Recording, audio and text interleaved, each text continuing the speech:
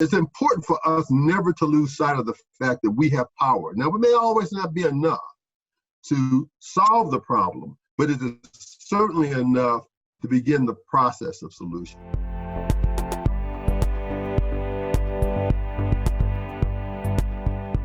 Joining me now is the Reverend Larry Simmons. He's the pastor at Baber Memorial A.M.E. Church on the west side in Brightmoor. He's also the executive director at the Brightmoor Alliance, and we've done a lot of work with him at Detroit Public Television. Pastor Simmons, it's good to see you. Good to see you too. How's everything going? Well, as Dickens said, it's the best of times and the worst of times. Yeah. It's the best of times because we've seen community rally together in ways that we could only imagine before. And obviously it's the worst of times because so many of our citizens are suffering from this virus, and several have succumbed to it horribly. And so those are the worst of times. I have two members of my congregation who have come down with the virus.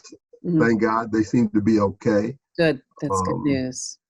So they're processing through. We have one community leader. He and his wife had the virus. They have come through. They are now clear and clean, and they are, older. So they were in the high risk group. Mm-hmm. So it's, it's a time. It's different than anything any of us have ever seen because it's different than anybody has ever happened in the world. So we're managing. And I feel like we're just kind of getting through, and day by day when news changes or situations change, how have you managed to, because people look to you for counsel or look to you for guidance about some of the fear and some of the what will life look like beyond this, especially in Brightmoor? Well, fundamentally, fear is the emotion we have when we are confronted with a thing we don't believe we have the power to resist. That's what generates our fear response. And our emphasis has always been, in general, that all human beings have power. And so we have power even in COVID. If we eat right, if we eat green vegetables, if we eat fruit, we actually help our immune system, which is at this point the only cure for the COVID-19 is actually our own immune systems, which ventilators and treatments help to sustain us. And of course, I'm a man of faith. And so if you look on our website, we have listed there what we call the Brightmoor 5. The Brightmoor 5 says you face up, you believe, you space up, stay in if you can, stay 6 feet apart if you can. You clean up everything, the doorknob, your phone, your hands constantly. You cover up your mouth, cover up your face, cover when you sneeze, and doctor up. If you think you've got symptoms, call. There is help available. So don't be afraid, be empowered to resist this.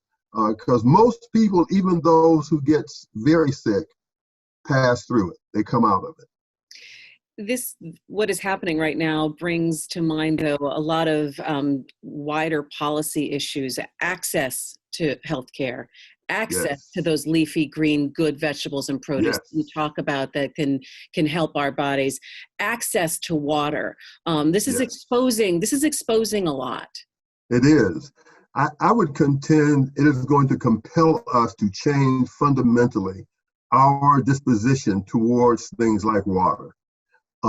When you look at what has happened, water is not just a privilege for the person who receives it. It is a health imperative. When people don't have access to water, it means they cannot clean properly. And people who cannot clean properly are more subject to disease, which all of us can get. And so it's not really just COVID-19, but hepatitis B is a rampant problem in our community. And part of the cause of that is there's too many people who don't have access to water. And as you point out, for many of us in Brightmoor, except for Myers and 2 other stores, we're kind of a food desert. One of the things we're fighting back with, in fact, the community is organizing its own vegetable garden growing program this year. And all of our block clubs are partnering together to grow vegetables, which we will have be able to share among each other. It's important for us never to lose sight of the fact that we have power. Now, it may always not be enough to solve the problem, but it is certainly enough to begin the process of solution. You know, I always think of kids in this circumstance as well. Yes. And we've had conversations about trauma. We've had conversations about stress that kids live under anyway. Yes. And in Brightmoor, what have families been talking to you about specifically during this time, and what we can do to help kids move through this, knowing that this is going to be shaping who they become? Yes. I don't think yet a protocol has emerged for this particular situation. So there are some general things that we talk about always. If you love your child, hug them, talk to them, have a conversation. It can be about nonsense. Crazy as it may sound, sing to them and play with them. These things, which are fundamental always, are particularly important today. These 6 days that we talk about through the Hope Starts Here network is critical to helping children stay connected to us. And we have to convey to them, because we feel it ourselves, that we have power in the situation and we can manage this. It is a big issue. We speak a lot about what adults are going through, but from the point of view of a child, this is world shattering. Children rely on structure. They like patterns. They want to get up at a certain time. They want to have breakfast at a certain time. They want to go to school or whatever the rhythm of the household is. And all of that is disrupted today. All of it is disrupted. So we have to assure them constantly, reassure them constantly that we love them and that together we're going to get through this. How would you kind of categorize, or what would you say in the next 2 months or so? And again, knowing that we don't exactly know what things will look like 2 months from now, but advocating for Brightmoor specifically, what would you like to be part of conversations for? Health. Let me say health. We have to begin to realize that health is an equity issue. It's not just for the benefit of the recipient of the health services, it's for all of us. So health, number one, which means adequate nutrition. One of the things that Brightmoor Alliance does is we publish where you can get food in Brightmoor every day of the week that is made available. So health and nutrition, obviously employment. We're going to have to, and I know we talked earlier about political will. We've got to rethink how we allow people to participate in this new economy that's coming forth. Is the 40-hour work week still the way we want to structure our society, or are there other ways we can think about that? Is there such a thing as a minimum annual income? How do we think about that and make it available? Because here's what we know, and we can see this. The disparity in the deaths of African Americans is rooted in the disparity in healthcare and access to resources that we've long known characterize life in the African American community to too great a degree. Not all African Americans are confronted with that, but too many are.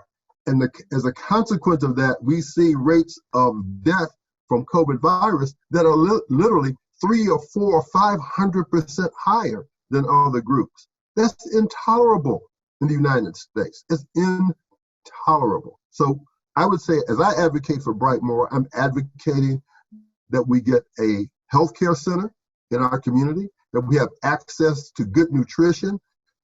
We can talk about how that happens, and that we look for ways to elevate the income prosperity of the community in ways that strengthen it. And then, we talk about education, all those other things, they're important. But right now, nutrition, health, access to resources are the key. Lieutenant Governor has just started a task force looking at the disparity between how the disease has impacted the Black community. Do you think that's enough, or what would you add to what he is already looking to corral? You think this is the first good step forward anyway? I have not seen the makeup of the commission. Here's what I would say. When we were forming under the leadership of Skillman. Yeah, a couple years One ago. of the things we consciously did was to make sure that we have both Republicans and Democrats, public school officials and charter school officials, sitting around the same table and working through our issues to form a unified view about what we have to do for education. I hope that the governor is going to do the same thing, and that partners will come to the table from all of our different perspectives and recognize what we're looking at in real time. I'm sure, because I've had the privilege of meeting the governor once or twice, and of course I know the lieutenant governor well, I'm sure that they have a spirit to do that. But it's so easy to slide into our partisan corners. And as a result, the welfare and the well-being of our community suffers. So I would say, as they look at this, don't limit yourself. Be willing to look at sacred cows, both yours and theirs, whoever you are, whoever they may be. But let's look at our sacred cows and have the courage to say, we have to change. And we have to change because all of us suffer if we don't. You've seen a lot in the city of Detroit. You've worked administration-wise, grown up here, and yes. Brightmoor has been through its share of struggles. Yes. How would you categorize what it's facing now, what the city is facing now, and I guess just a little perspective about how we move forward? Well, I say with great pride that I am an old man. The Bible says, once I was young, now I am old. I've never seen the righteous of God hunger for bread. I'm one of the old guys. I'm 73 years old. And I say this because I wanted to be clear that I speak from a certain perspective.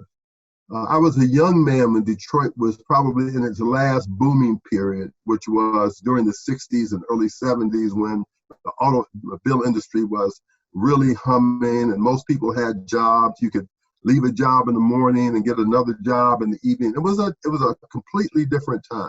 Yeah. I have seen Detroit now begin the process of comeback. So I've seen both the best of Detroit's times. I've seen the worst. And I guess I would say this: we are the most resilient, inventive, grinding people, I think, in America. And I believe that the gifts to overcome this situation are already present in our community if we can find a way to do this instead of that. And that's what I would say going forward. We have to openly solicit participation and collaboration across all the aisles, political, spiritual. We have to reach to the other and invite the other into our space so we can together reason together. Because I believe that if we get together and make a decision, we're going to make the right one. It's like a jury. You get these 12 people in a room, they come from all kind of different places, all kind of education, but something magic happens in that jury room and in that process that they generally come back and get it right. That's the kind of coming together we need to have for our community right now in this moment. We have to come this way, not that way. You can find more at onedetroitpbs.org or subscribe to our social media channels and sign up for our One Detroit newsletter.